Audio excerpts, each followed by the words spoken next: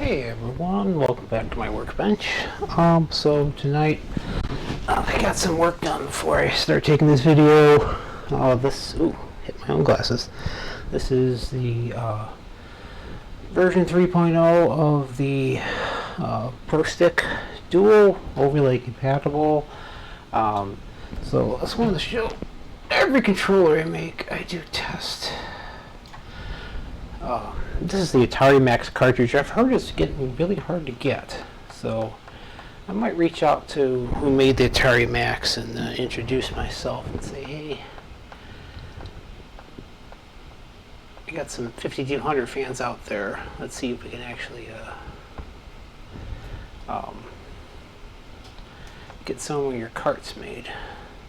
So this is the dual stick. So of course, what I like to do is the keypad. One of the easiest ways to test it is in this Atari Max cartridge, up and down, 2 and 8 are up and down, then 6 and 4 jump you a whole page. And you can do a really good test for the keypad is actually Frogger. This Frogger, you notice I'm only using the left stick right now. Why does Frogger look so bad? Probably gets so dark. Yeah, filters.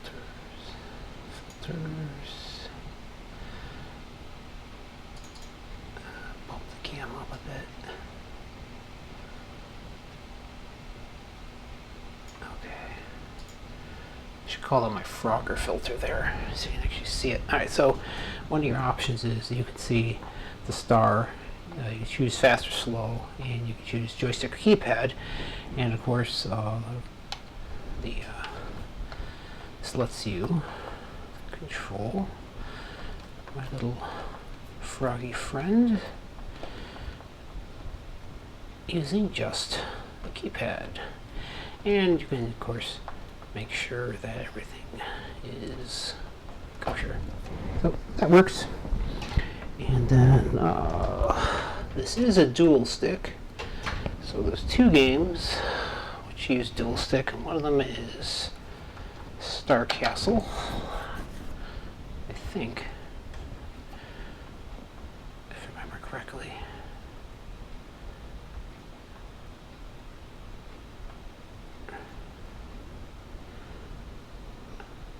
Or is it Space Dungeon? I can never remember. Maybe it's Space Dungeon. Oh yeah, Robotron's right above it, so it's probably that. Yeah, I think there's only 2 dual sticks. Okay, on to the 1 player.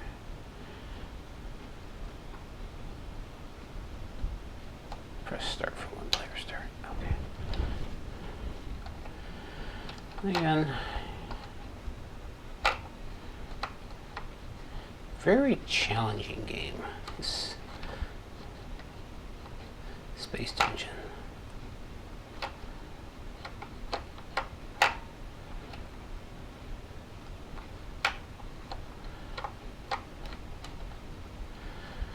You see how nice and easy it is to play with the dual sticks. And then we can fire up Robotron real quick. I've already tested the keypad on the other one already, but that's fine. Let's see. I think there's a 32K version of Robotron. Yeah. Second release.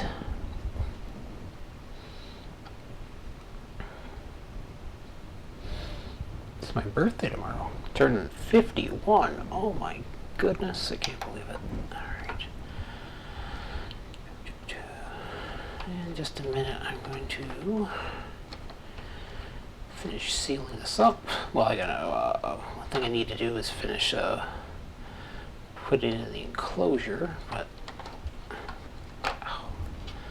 difficult game.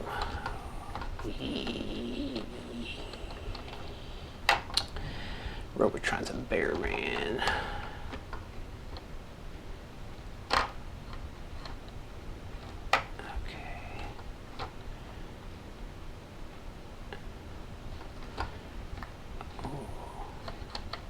Challenging one tonight.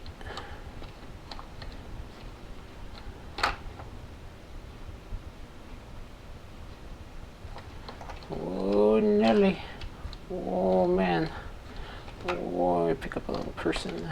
Oh, ran into a robot. Okay. Oh, jeez. Oh, gee willikers. Oh, I didn't mean to kill that one.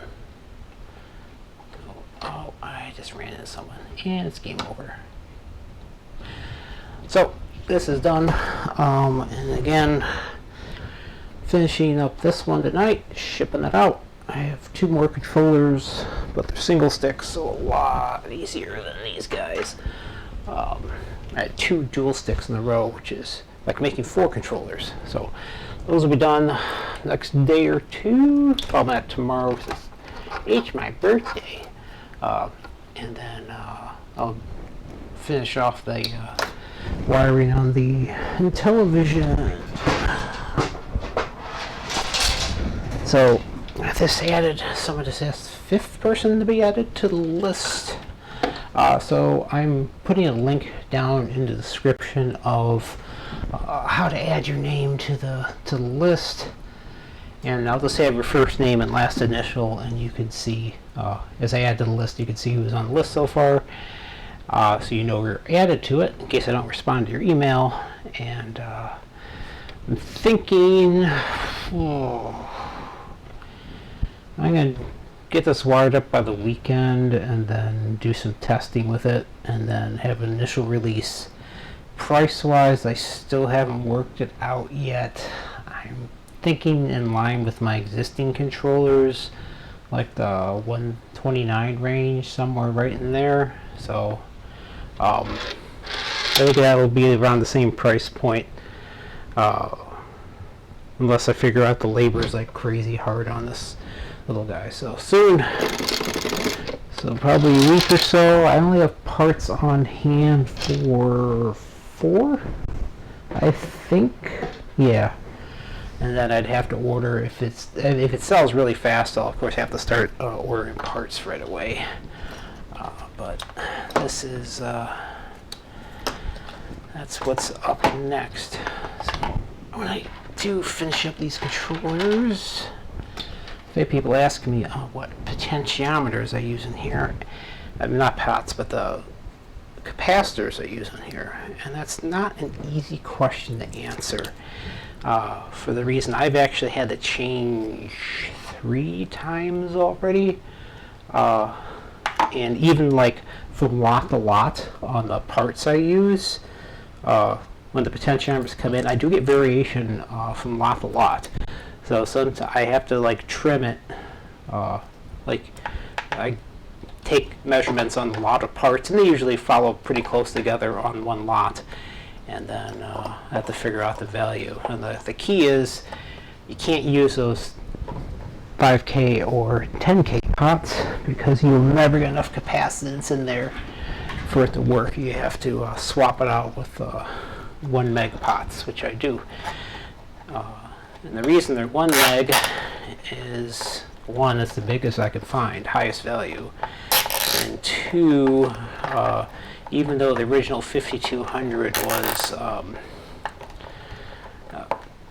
about 600K pots nominally, with a I think about 240 kilo ohm center. So nominally they're like 480, 490K over the swing, even though they're a higher value pot.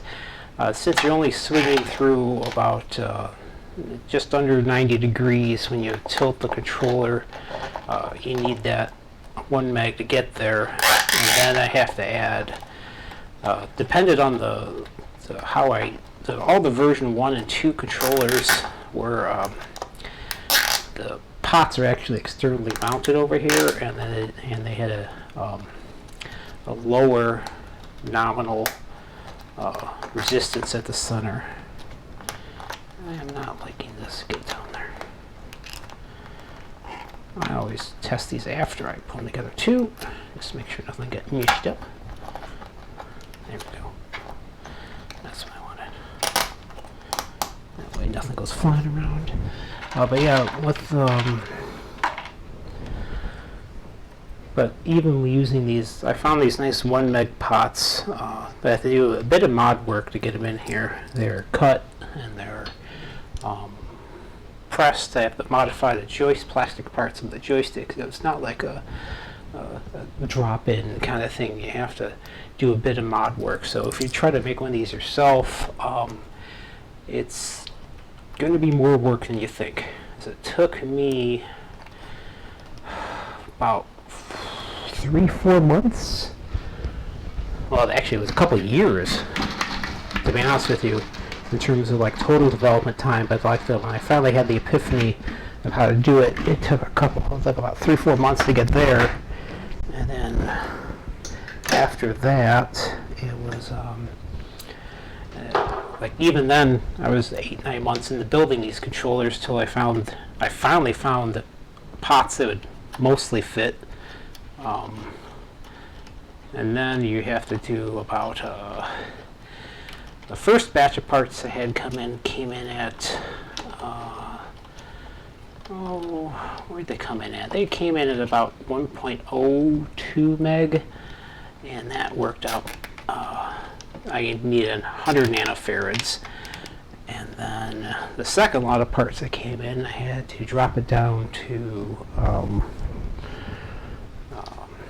47 nanofarads, and the third lot of parts, the fourth lot of parts I've gotten in so far, are all coming in at around 997 meg, and those I have to do 47 nano and a 10 nano, so they're actually 57 nanofarads. So your mileage may vary.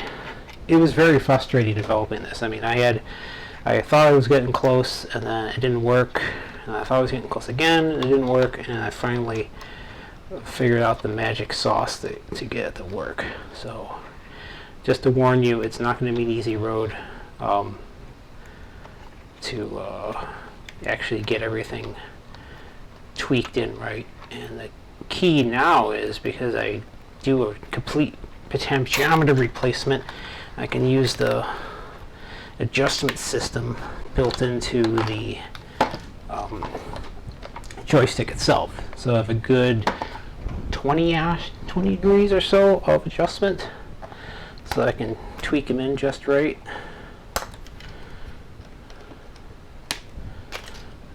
Alright, so that's that. Everything's held down in place. Give you one more click, I think, if I can. Yeah. I don't like bending these flex cables that much. They tend to not love being torqued too much.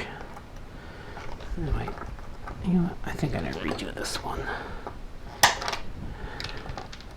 I think I'm just gonna clamp down on the cable instead, the IDC cable instead. So yeah, it was definitely quite the learning curve trying to figure this out, because the 5200 itself, how it doesn't actually measure resistance. It measures impedance. It puts 4.2 volts in on the voltage on the potentiometers. Then it has a 60 hertz chop, and it looks at the RC time constant of the delay to figure out the resistance, which is why you can do a lower resistance with a higher capacitance, because the reluctance all works out. So my little dog wanted to come in. Hello, Ricky. So yeah, I'm going to drill some holes in the enclosure and finish this one up. Do a final test and box it up. Might not get it out tomorrow. I'm a little tired, but worst case it'll go out day after. So yeah, it's a nice little dual stick. That's what they look like now, with a nice silver panel. Getting some slightly less than ideal adhesion on some of the stuff. Yeah. I'm just picky. That's better. You can see it in the camera worse than you can see it in real life. There we go.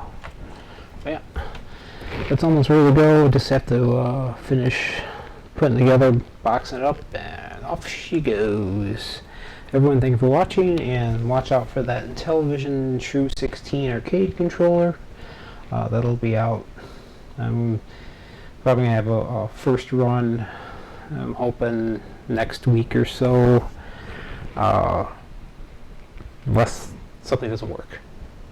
Failure is always an option. So, everyone, thank you for watching, but as far as I can tell, it should work just fine. It's not that incredibly complicated electrically. I'm really surprised no one else has done it. I know why no one else did this. This was a total pain. But the Intellivision, there's one that's out of Spain, I think. And it's just interesting, but slightly, I think it doesn't overcome the fundamental issue with the Intellivision. It's just the style of the controller. To get the True 16 directions, they're using 8 micro switches, which is fine. Actually, they're using look like tact switches to me, and which will work, but you're still ending up with that damn disc, and I can't stand that disc. So the joystick should work out better. Again, everyone, thank you for watching, and stay tuned.